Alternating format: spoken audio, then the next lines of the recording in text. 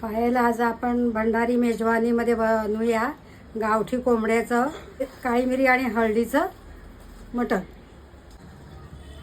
त्याच्यासाठी लागणार आहे आपण काळी मिरी पावडर, हळद आणि हे साजूक तूप आहे, मीठ आणि हा 100 ग्राम लसूण आणि 2 हिरव्या मिरच्या वाटून घेतलेल्या आहेत। याच्यात आलं वगैरे काय टाकत नाही आम्ही।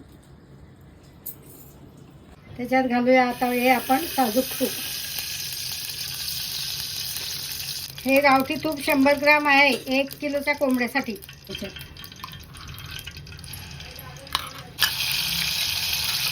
त्याला आपण चांगलं हलवून घेऊया।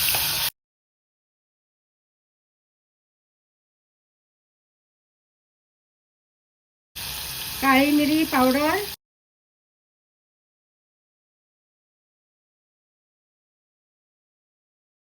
चमच घातलेली आहे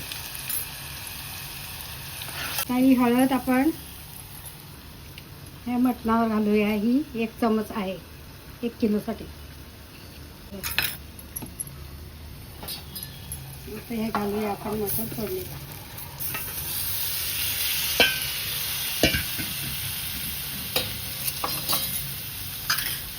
ह्याच्यात फक्त आम्ही काळं मिरी, लसूण, हिरव्या मिरच्या 2, मीठ आणि हळद एवढंच आणि साजूक तूप।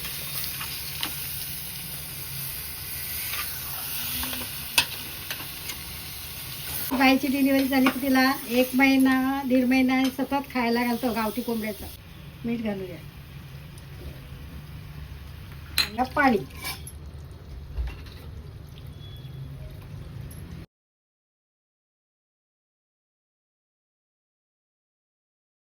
झाकण देऊन ठेवते।